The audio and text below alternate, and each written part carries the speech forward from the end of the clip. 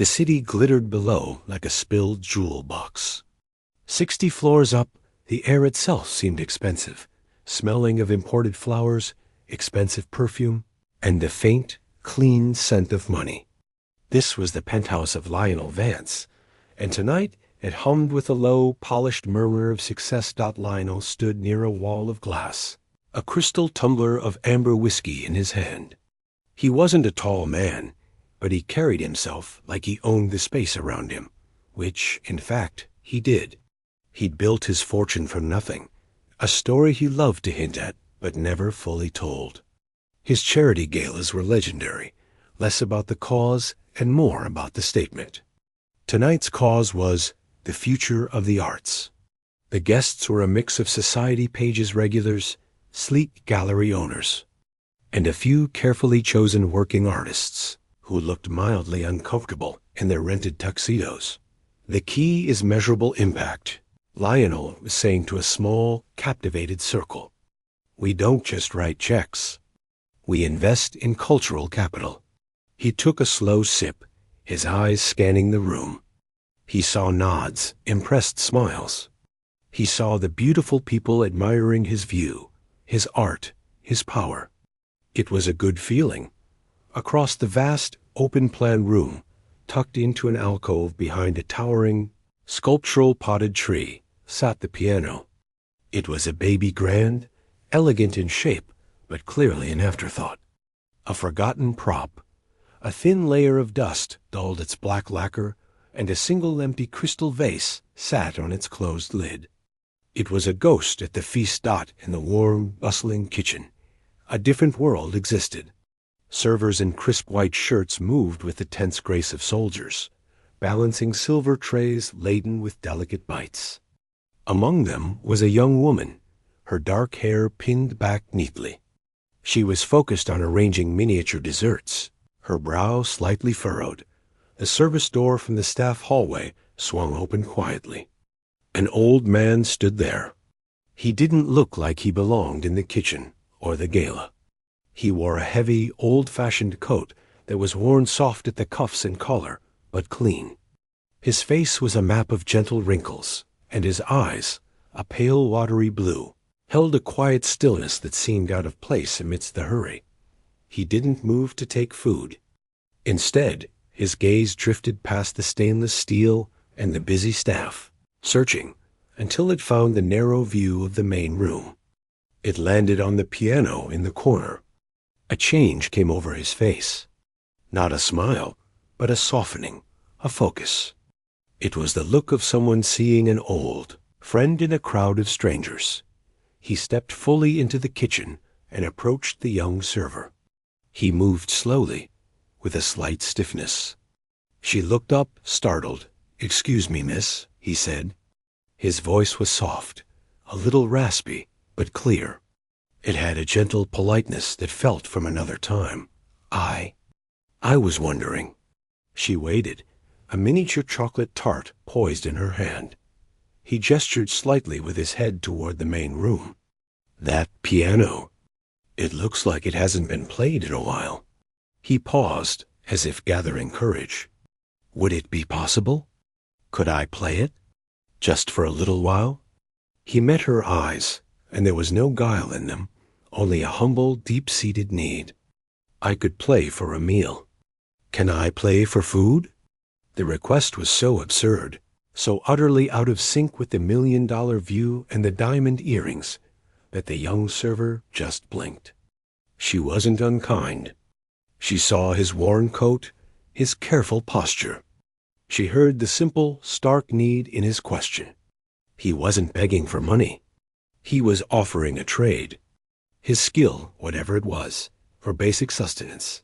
I don't know," she stammered, her eyes darting to the event coordinator, a sharp-faced woman in a headset who was barking orders about champagne flutes. "You'd have to ask the coordinator.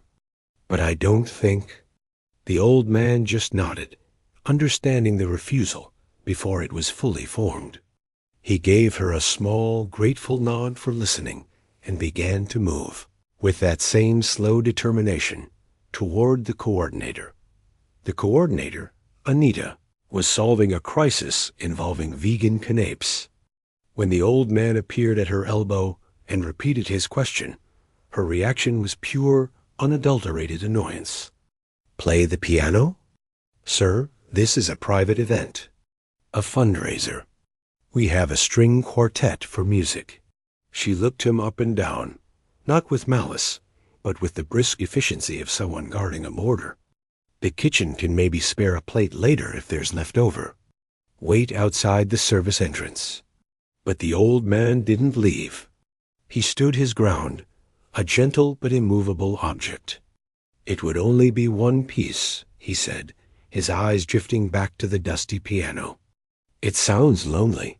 The phrase, so childish and sincere, broke through Anita's professional facade for a second. She almost laughed. But the disruption was now noticeable. A few guests nearby had stopped talking and were watching the odd scene. The shabby old man pleading with the flustered event coordinator. This is when Lionel Vance noticed a ripple in the smooth surface of his perfect evening. He excused himself from his group and strode over, the crowd instinctively parting for him. His smile was in place, but it didn't reach his eyes, which were cool and assessing. "Anita, a problem?" he asked, his voice smooth. "Mr. Vance, this gentleman was just leaving," Anita said quickly. Her face flushing. Lionel turned his attention to the old man. He took in the coat, the posture, the quiet face. He didn't see a threat, only a curiosity. An opportunity, perhaps, to demonstrate his magnanimity. Or his control. "Leaving? Why?" Lionel asked, his tone artificially warm. "What seems to be the issue?" The old man looked directly at Lionel. "I asked if I might play your piano, sir, in exchange for something to eat." A beat of silence hung in the air. Then Lionel let out a short, genuine laugh. It wasn't a cruel sound, but it was condescending, born of absolute bewilderment. "Play for your supper?" he repeated, louder now, playing to the growing audience. "You mean like a performing dog? A stray cat who does a trick?" The crowd tittered nervously, following the Tycoon's lead. The old man didn't flinch. He just waited, his hands, knotted with age and spotted, hanging loosely at his sides. Lionel shrugged, swirling the whiskey in his glass. He was enjoying this now. A live piece of theater. All right, why not? It's for charity, after all. A tune for a plate. Seems a fair trade. He gestured grandly toward the forgotten piano. "The stage is yours, maestro. Let's see what you've got." A murmur of anticipation, mixed with slight embarrassment for the old man, went through the guests. They formed a loose half-circle, keeping a polite distance. This was better than the string quartet. This was human interest. The old man, whose name no one had bothered to ask, walked to the piano. He didn't look at the crowd. He didn't seem to see Lionel smirk. His whole world had narrowed to the instrument. He ran a finger along the dusty lid, leaving a faint trail. Then, with a soft sigh that seemed to come from his very bones, he lowered himself onto the bench. He opened the fallboard, revealing yellowed ivory keys. He placed his old hands on the keys. They looked frail, out of place. The crowd held its breath, expecting a clumsy chopsticks or a halting, out-of-tune hymn. He closed his eyes for a second. When he opened them, he wasn't in a penthouse anymore. He was somewhere else entirely. The first notes of Chopin's Nocturne in E-flat major floated into the room. They were not loud, but they were perfect. They were not just notes. They were a breath, a sigh, a memory-given sound. His hands, which had seemed stiff, now moved with a fluid, ancient grace. The touch was exquisite, each note a pearl, weighted with something immeasurable. The melody unfolded, tender and heartbreakingly beautiful. The smirk vanished from Lionel's face. His glass stopped halfway to his lips. The polite, expectant chatter died instantly, swallowed by the music. The forgotten piano, under those old hands, was singing a song of such profound loneliness and love that it carved a silence in the noisy room. The old man played on. He wasn't performing for them. He was somewhere deep in the music, in a private conversation with the ghosts in the keys. The crowd didn't exist. Lionel Vance, the Tycoon, didn't exist. There was only the melody, aching and sweet, filling the luxurious penthouse with a truth that no amount of money could ever buy. The last note hung in the air, not so much fading as dissolving, like a sigh into a still room. For a long moment, there was nothing. No clinking glasses, no murmured conversations, no rustle of expensive fabric. Just a stunned, perfect silence. Then it broke. Not with a polite trickle, but with a wave. A burst of genuine, thunderous applause. It wasn't the kind given out of obligation at these events. This was raw, surprised, and deeply felt. People were leaning forward, their eyes wide. Some of the women had tears glistening on their carefully made-up cheeks. The young server from the kitchen stood frozen in the doorway, her tray forgotten, her hand over her mouth. The old man at the piano seemed to surface slowly from a deep dive. He blinked, looking at his hands resting on the keys, as if seeing them for the first time. Then he became aware of the noise, the people, the attention. A slight flush crept up his neck. He wasn't comfortable here. He had done what he came to do. He had spoken his piece, and now he wanted to go. He pushed the bench back with a soft scrape and stood up, his movements stiff again. He gave a small, almost shy nod in the general direction of the crowd, not meeting anyone's eyes. Then he turned and began to walk, not toward the grand buffet table laden with food, but back toward the service door, toward the kitchen and the exit. Wait. The voice cut through the applause. It was Lionel Vance. He was moving now, striding across the marble floor, his earlier amusement replaced by a sharp, urgent curiosity. The crowd parted for him again, but this time the mood was different. They were watching the Tycoon with new eyes, wondering what he would do. Lionel reached the old man just as he was about to push through the service door. He put a hand on his arm, not roughly, but firmly. "Wait a moment," he said, his voice lower now, not performing for an audience. That was extraordinary. The old man looked at the hand on his worn coat sleeve, then up at Lionel's face. "You offered a meal for a tune," he said simply. "The tune is done. I should be going." "The meal, of course, the meal," Lionel said, as if it were a trivial detail. He snapped his fingers, and Anita, the coordinator, materialized, her earlier annoyance now buried under a layer of professional panic. "Get this gentleman a plate, the best of everything, and a chair. Sit, please." He gestured to a nearby cocktail table. The old man hesitated, but the weariness in his bones seemed to win out. He sat slowly. A server appeared moments later with a plate heaped with food-seared scallops, tiny beef Wellingtons, delicate asparagus. It looked like a feast fit for the guest of honor. The old man looked at the plate, then picked up a simple roll from the edge. He took a small, grateful bite. He didn't touch the luxurious items. Lionel pulled another chair close and sat, leaning in.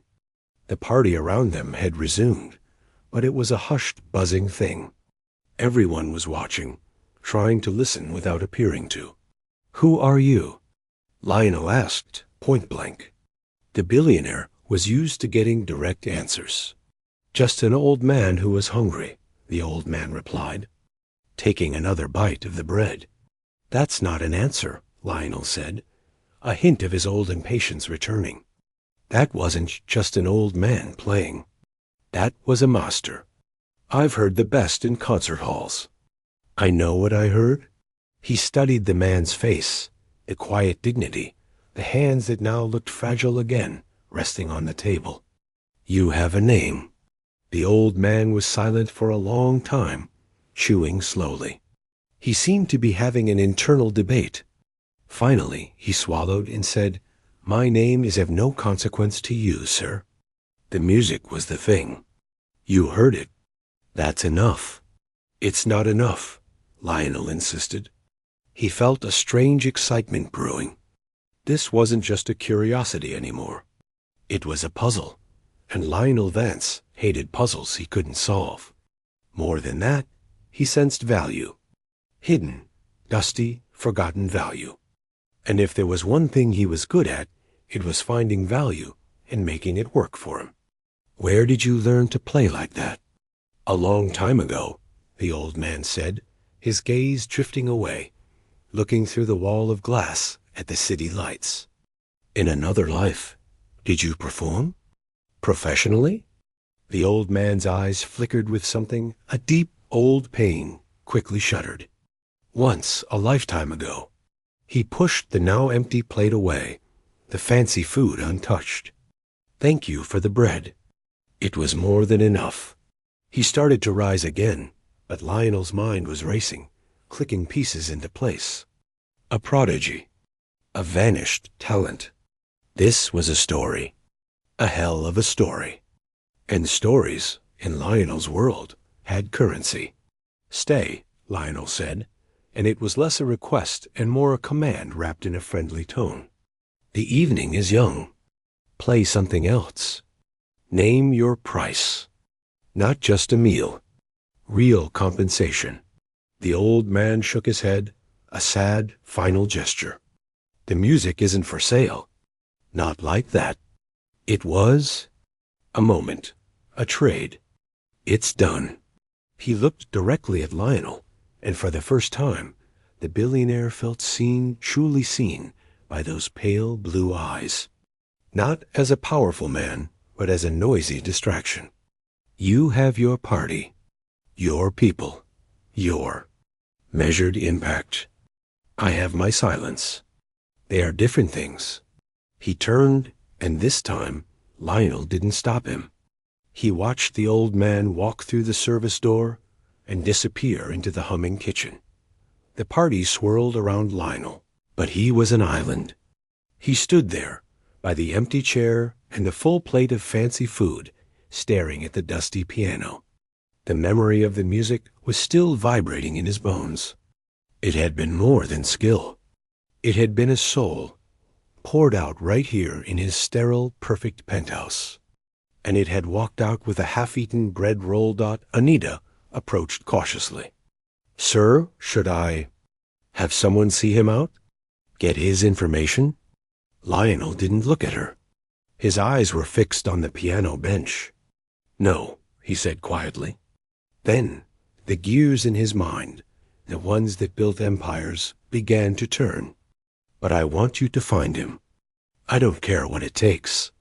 Find out where he lives, who he is, everything." "Sir, is that advisable?" He seemed like a private person. Lionel finally turned to her, and his eyes were alight with a cool, determined fire. "Advisable? Anita, that man isn't a person. He's an undiscovered asset. A lost masterpiece. Did you see their faces?" He gestured to the room. "They were moved. Actually moved. In this room. Do you know how much power there is in that? Find him." Back in his private study later that night, the sounds of the departing guests gone, Lionel stood by his own window. The city's glitter felt cold now, compared to the warmth of that music. He replayed it in his head. The utter mastery. The deep, haunting emotion. And the old man's words. Asterisk, the music isn't for sale. Asterisk, everyone had a price. Lionel truly believed that. This old man's price just wasn't money or food. There was something else. A reason he vanished. A reason he played a dusty piano for a piece of bread. Lionel picked up his phone. He had a number for a discreet, efficient man who is good at finding things. He dialed. "I have a job for you," Lionel said, his voice echoing in the quiet, luxurious room. An old man. He was at my gala tonight. Played the piano. I need to know everything. Where he sleeps. What he eats. Who he loved. Who he lost. Dig up his whole life. I want to know what that music costs. He hung up and looked out at the night. The old man thought the transaction was over. A tune for a meal. But for Lionel Vance, the richest man in the room, the real negotiation had just begun. He had heard the sound of something priceless, and he would not, could not, let it simply walk away into the darkness. The mystery was now a project, and the Tycoon never walked away from a project. The report arrived 2 days later in a plain, cream-colored folder. Lionel Vance sat behind his vast, empty desk, the morning sun glaring off the buildings outside. He ignored his coffee, steam curling into the air, and opened the folder. Inside was a photograph, black and white, grainy from age. A young man with intense, dark eyes and a serious mouth, sitting proudly at a grand piano. The caption read, Elias Thorne, age 22, debut at the Grand Symphony Hall. Lionel glanced at it and looked at the next page. A typewritten summary. He began to read. The facts were simple, stark. Elias Thorne, born to a music teacher and a librarian. A prodigy discovered at age 5. By 10, he was performing with city orchestras. By 18, he was being called the next great voice of the piano by serious critics. His future was a straight, bright line to international fame. Then, at age 24, the line broke. There was a clipping from a society page, not a news article. A small, smiling photograph of Elias, looking younger and happier than in his professional shot, standing beside a woman with kind eyes and a radiant smile. Her name was Clara, a soprano, it said. They had performed a duet, a collection of art songs, at a recital to critical acclaim. The article called them music's golden couple. They were married 3 months later. Lionel turned the page. The next clipping was from the news section. A brief, tragic report. A car accident on a rainy night. A head-on collision. Clara Thorne, 25, pronounced dead at the scene. The driver of the other vehicle survived. Elias Thorne, a passenger, sustained minor physical injuries. There was nothing after that. No more concert announcements. No reviews. A single cold line in the report. Mr. Thorne withdrew from all scheduled performances indefinitely following the incident. His representation was terminated. He has not performed publicly in over 45 years. Lionel sat back in his chair. The leather creaked. He looked out at the city, but he didn't see it. He saw the old man's hands on the keys. He heard the aching loneliness in the music. It wasn't just a beautiful piece. It was a ghost story. A love song played into an empty room for decades. So that was the price. Not money, grief. A strange feeling settled in Lionel's chest. It wasn't pity, exactly. It was more like recognition.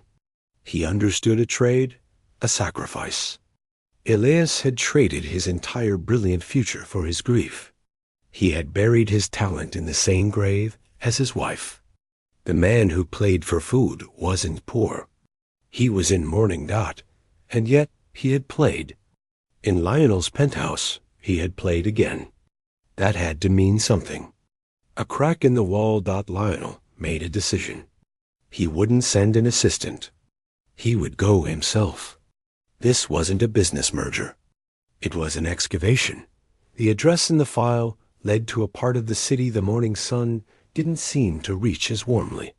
The buildings were old, dignified, but tired. Lionel's town car felt alien on the quiet street. He told his driver to wait and stepped out, the folder under his arm.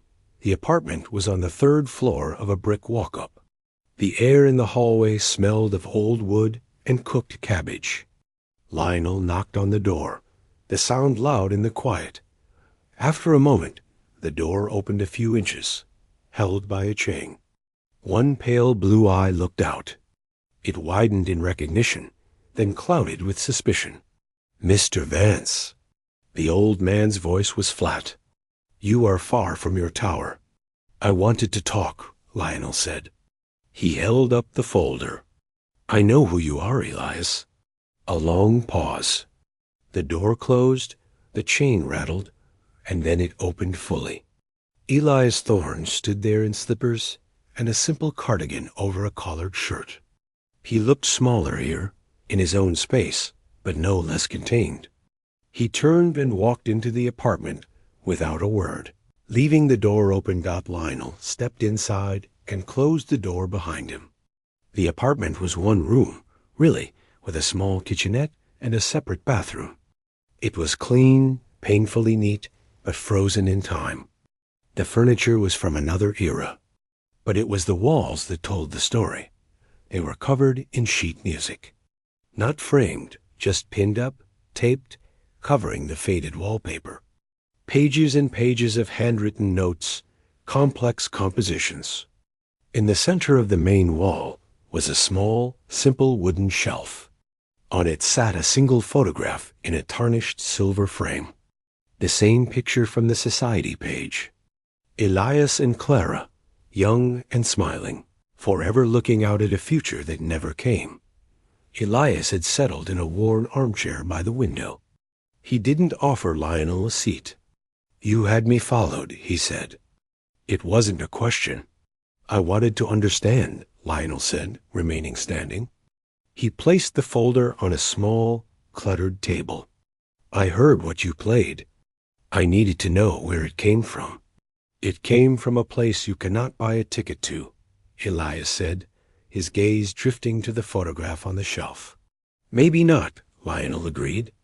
He took a breath, switching to the pitch he knew best. "But others should hear it. The world shouldn't be deprived of that, of what you can do. What happened to you, to Clara, it's a tragedy. But letting your gift die with her, that's a second tragedy." Elias's eyes snapped back to him. There was a flash of something fierce in them, a spark that had been buried under decades of dust. "You understand nothing. That music is her. It is the only part of her I have left that I can touch. It is not a gift to be given to a crowd. It is a conversation, a private conversation. Then let it be a public conversation about her," Lionel said, his voice rising with passion. This was a deal he was determined to close. A tribute, a comeback, one concert. The Grand Symphony Hall. It's still there. We'll sell it out. You can play whatever you want. All the pieces you played for her. The money, the fame, it doesn't matter. But the honor, to remind the world of that beauty. Her beauty, through your hands. He walked over to the table, tapping the folder. "I have the contacts. I have the influence. I can make it happen. You wouldn't have to worry about anything ever again. No more. No more needing to play for a meal." He said the last part gently, trying to sound compassionate. Elias stared at him. The fierce light in his eyes didn't soften. It turned cold. He slowly stood up, his old frame straightening. He walked to the shelf and picked up the photograph. He held it gently, his thumb brushing over the glass. "You see a tragedy to be fixed," Elias said, his voice very quiet. "A problem to be solved with money and noise. You hear music and see an asset. A lost masterpiece to be restored and put on display." He looked from the photo to Lionel. "You do not see her. You see a story to tell at your next party. A pet project for the Tycoon who found the lost pianist." "That's not true," Lionel started, but the old man cut him off. "It is true. I played for food because I was hungry, and the piano was there. I played that piece because on the night I met her, she asked me to play it. That is all. It was not an audition. He placed the photograph back on the shelf with a tenderness that made Lionel feel like a crude intruder. The answer is no, Mr. Vance. The music is not for sale. Not for money. Not for a comeback. Not for honor. It is hers. Leave now. The finality in his voice was absolute. It was the sound of a door closing, a vault locking. Lionel, for the first time in a very long time, had no argument, no counteroffer. He had thrown his best pitch, his most appealing deal, at a wall of sorrow so deep it absorbed everything without an echo. He looked at the old man, standing protectively before the shelf with a single photograph. He looked at the walls papered with silent music. This wasn't a negotiation. It was a shrine. Wordlessly, Lionel picked up his useless folder. He gave a short, stiff nod and let himself out. The quiet click of the apartment door behind him felt like a judgment dot in the back of the town car.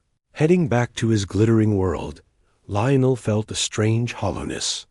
He had found the source of the music, and it had rejected him. The asset was non-transferable. The masterpiece refused restoration. He told his driver to head to the office, but his mind wasn't on work. It was stuck in that quiet, music-papered room.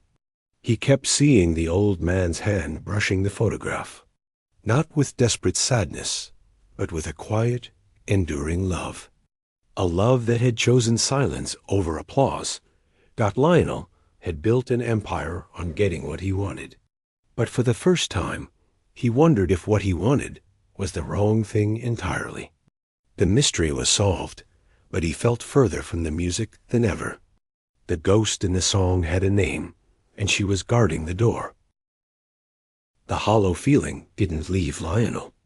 It followed him into his office, a quiet, nagging presence behind the usual noise of emails and decisions. He had lost deals before, big ones. He'd shrug, get angry, then move on to the next target. This was different. He hadn't just lost a deal. He had been shown a door to a room he could never enter, and it bothered him more than any business failure. He found himself staring at the cityscape, but instead of seeing his kingdom, he saw that small, neat apartment. The walls of silent music. The single photograph. His own mother had a photograph like that. A small, square one in a cheap plastic frame that used to sit on her dresser in their old apartment. He hadn't thought of it in years. His mother had died when he was just a boy, and his memories of her were soft at the edges, like a warm blanket. He remembered her hands, always working. He remembered a song she used to hum, a simple, tuneful thing while she cooked, and he remembered that photograph. It wasn't a family. It was of a young woman with kind eyes, standing beside a piano. His mother had called her her angel. When Lionel was very small, he'd asked, "Is that an angel from church?" His mother had laughed, a rare, bright sound. "No, my love. She was my music teacher. She showed me that even in a hard life, there could be beautiful sounds." The memory hit him with a physical force, leaning him against the cold glass of his window. A music teacher. A kind-eyed woman. A pianist. A terrible, impossible suspicion began to uncoil in his gut. It was ridiculous. The city was huge. The past was vast. It was a coincidence, a trick of a guilty mind, but he couldn't let it go. He didn't call the discreet investigator this time. He went himself, back to the storage facility where the few boxes of his mother's things were kept, things he hadn't been able to part with, but never looked at. The air was cold and smelled of dust. He found the box marked Mum in his own childish handwriting. His hands were not steady as he opened it. On top of folded clothes that still held a faint scent of lavender was a small oval jewelry box. And underneath that, the cheap plastic frame. He pulled it out. The photograph was faded, sepia-toned. A young woman with a gentle smile, her hair in soft waves. She was standing beside an upright piano, one hand resting on it. It was her. It was Clara. The bottom of the photo had a delicate inscription in faded ink. Asterisk to my dearest student. Always keep singing. Clara, asterisk line, and sank onto a nearby crate, the cold metal biting through his suit pants. The air left his lungs.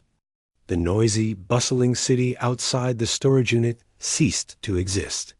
The world shrunk to this tiny picture in his hands. His mother. She had been a poor kid from a rough neighborhood. She never talked much about her childhood, only the struggle. But she had talked about the music lessons. The kind lady who taught for free in a community hall. Who gave her hope. Who, his mother said, made her feel like she was worth something more than her circumstances. Clara had done that. Alias's Clara Dot, the arrogant speech he'd given in that tiny apartment, echoed in his head, taunting him. Asterisk, a tribute. A comeback. To remind the world of that beauty. Her beauty. Asterisk, he had been speaking about a ghost from a society page. A tragic figure in a story. He hadn't known she was real. That her kindness had tangible, living threads that stretched through time and touched his own life.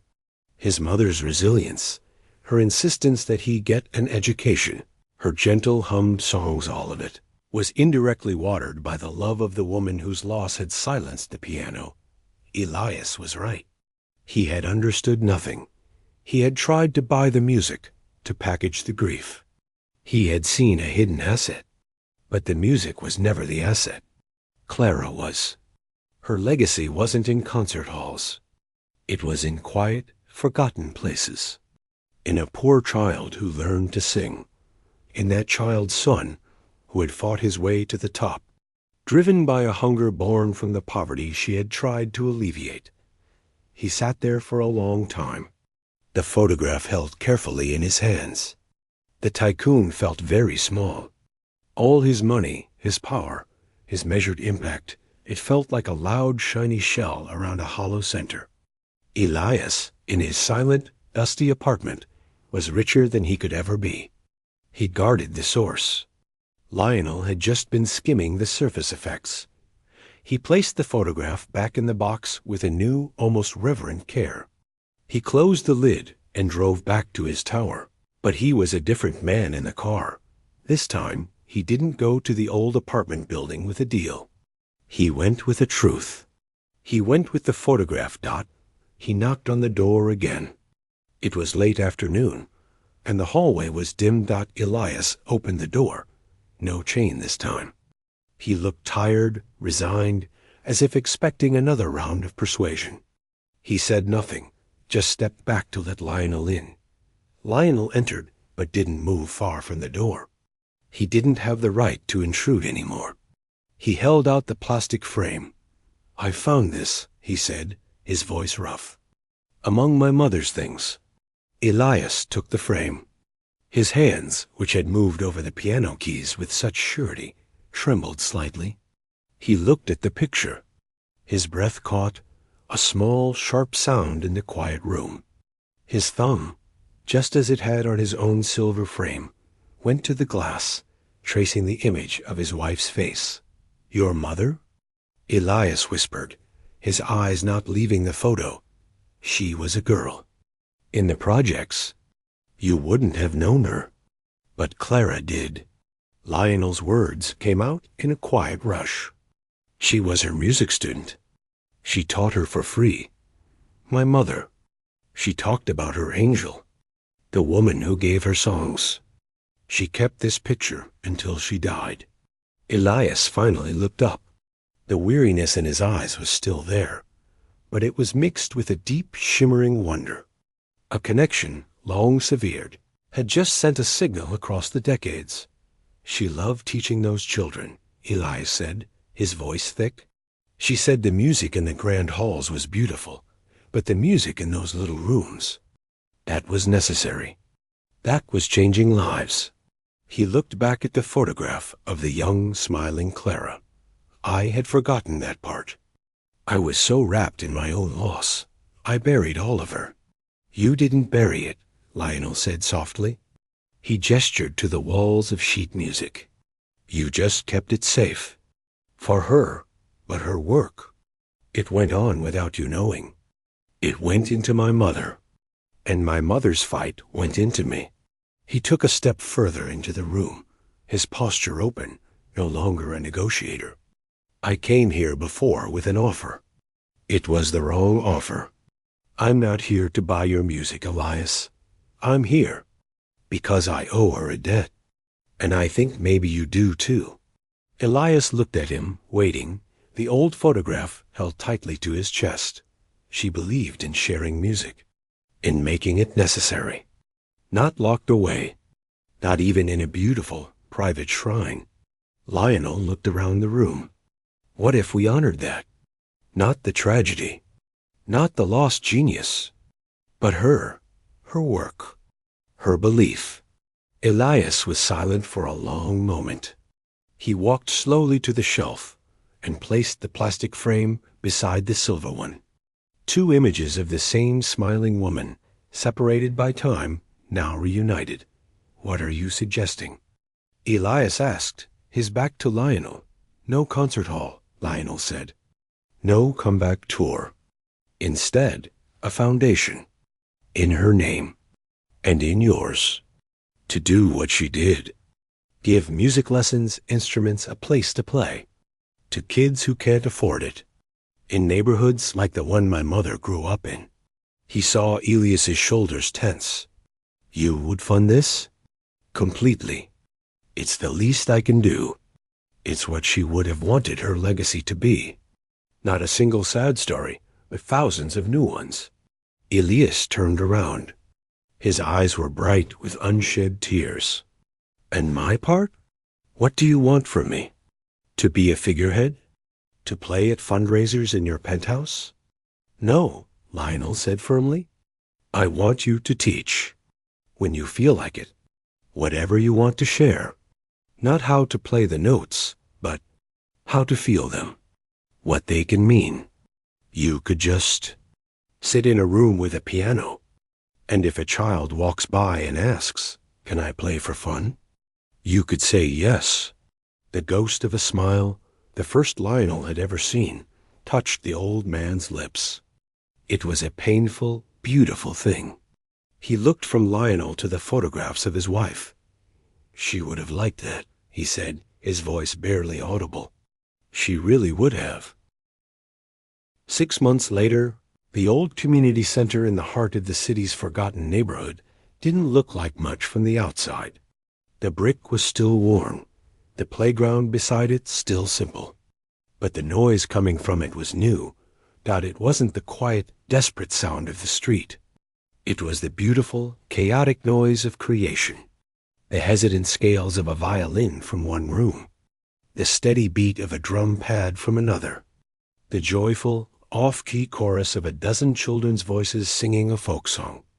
A simple, freshly painted sign hung by the door. The Clara and Elias Thorne Foundation. Underneath, in smaller letters, it read, "Where music belongs to everyone." Inside, the main hall had been transformed. Gone were the fold-up chairs and dusty stage. The space was now open and warm, with sturdy music stands, racks of well-loved instruments waiting for hands to hold them, and walls painted in cheerful, bright colors. In the center of it all, sitting proudly on a small, low platform, was the baby grand piano. No longer dusty, its wood glowed under the soft lights. A single fresh flower in a vase on its lid. Lionel Vance stood near the back, leaning against the doorframe. He wore a simple sweater and trousers, not a suit in sight. He watched. A young volunteer guided a small boy's fingers on a guitar fret. A teenage girl was carefully teaching another how to read bass clef notes. The air buzzed with a kind of energy no corporate boardroom could ever replicate. His eyes found Elias. The old man was sitting on a padded bench by the piano, not playing, just listening. He watched the children with a quiet, focused expression.